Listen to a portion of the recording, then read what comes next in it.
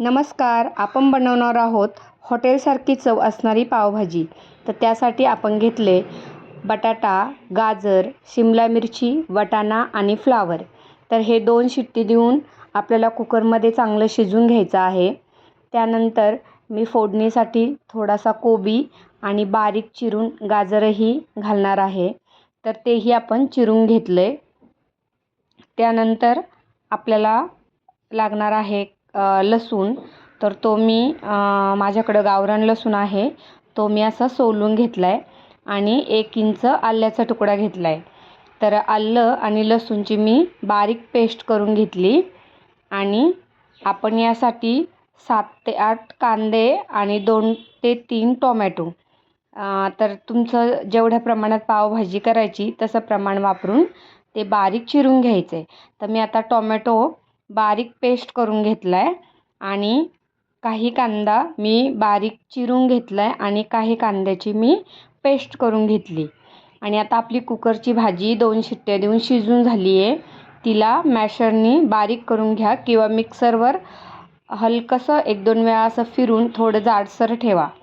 त्यानंतर कढईमध्ये तेल गरम करून घ्या व त्यामध्ये तमालपत्र, जिरीची फोडणी करून त्यामध्ये जो वाटलेला कांदा आहे तो मी परतवायला घातला आहे. तर आता मी तो छान लालसर असा परतून घेणार आहे. आता तो आपण तेलावर चांगला परतून घ्यायचा आहे आणि यासोबतच आपण चिरलेला कांदा आहे तोही घालून घ्यायचा. आणि आता हे सर्व आपल्याला तेलावरती चांगलं परतून घ्यायचं आहे.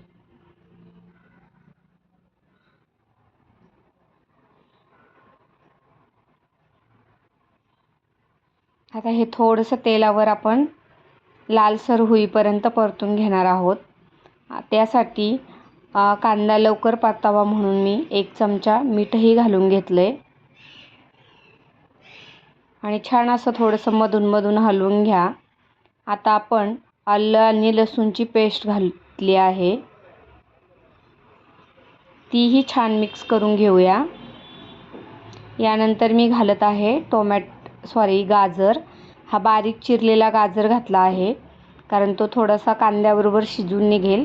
आणि थोडासा मी असा बारीक चिरलेला लसूणही घालून घेतला आहे.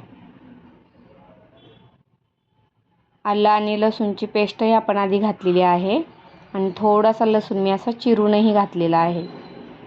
तर छान असं आपण ते झाकण ठेवून व्यवस्थित शिजवून घ्यायचं आहे आणि असं तेल सुटेपर्यंत परतून घ्यायचं आहे. त्यानंतर मी घालून घेत आहे टोमॅटोची पेस्ट. तर मी ही मिक्सरला बारीक करून घेतलेली आहे.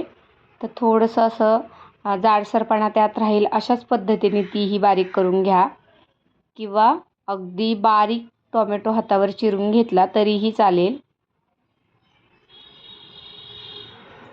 आता हे छान आपल्याला सर्व परतून घ्यायचं आहे आणि यावर आता आपण तेल सुटलं आहे तर मसाले घालून घेऊया.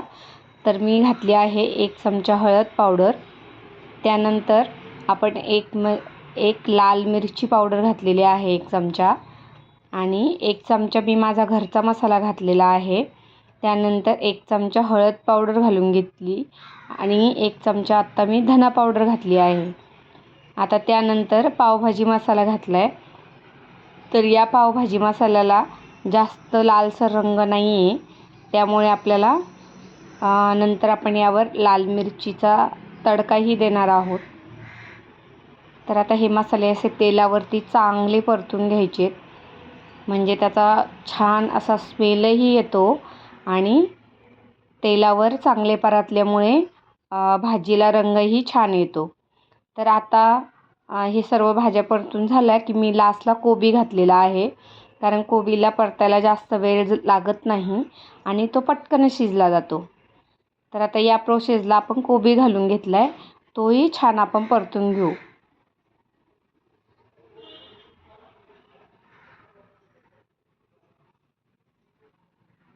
आता याला थोडंसं झाकण देऊन आपण शिजून घेऊया. आता पाहू शकता तुम्ही छान त्याला असं तेल सुटलेलं आहे आणि आपण मस्त हे परतून घ्यायचं आहे. टोमॅटो वगैरे असं हाताने मॅश करून घ्यायचे.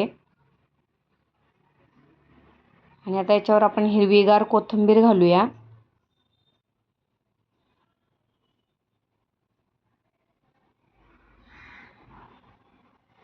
आता मसाल्याचा छान रंग आलेला आहे. सर्व भाज्या चांगल्या शिजून झाल्यात. आणि यावर आपण जी मिक्सरला जाडसर अशी ती भाज्यांची पेस्ट केली ती घालून घेतली. आणि आता आपण हे छान मिक्स करून घेऊया. थोडंसं मिक्सरच्या भांड्याला भाजी आहे त्यामध्ये थोडं पाणी घालून ते धुवून ते पाणी ह्या भाज्यांमध्ये घालून घ्यायचं.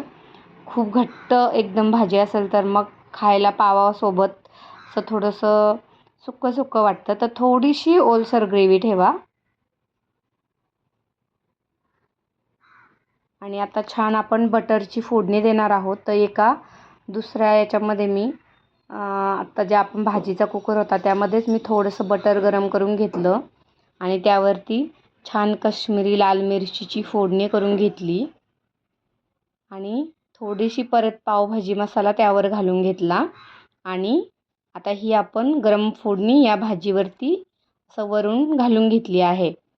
याने भाजीचा रंगही छान येतो आणि भाजीची टेस्टही वाढली जाते.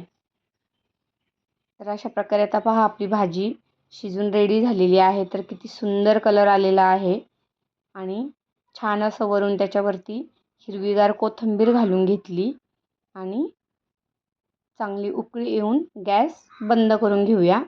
तर आता आपले पावही गरम करून घेतले, कांदा कापून घेतला आहे खायला, सोबत लिंबू, कोथिंबीर आणि टोमॅटो आणि पावभाजीची अशी डिश आपली रेडी झाली. आणि आता आपण डिश करून घेऊया. तर कसा वाटला हा पावभाजीचा व्हिडिओ नक्की कमेंट करून सांगा. व्हिडिओ आवडल्यास लाईक करा, शेअर करा, सबस्क्राईब करा आणि संपूर्ण व्हिडिओ पाहिल्याबद्दल सर्वांचे मनापासून धन्यवाद. आणि अशाच माझ्या नवनवीन रेसिपी पाहत राहा. तुमचा खूप छान सपोर्ट मिळतो आहे, त्यामुळे मला ही रेसिपी करायला खूप चांगलं वाटतं. त्याबद्दल सर्वांचे धन्यवाद.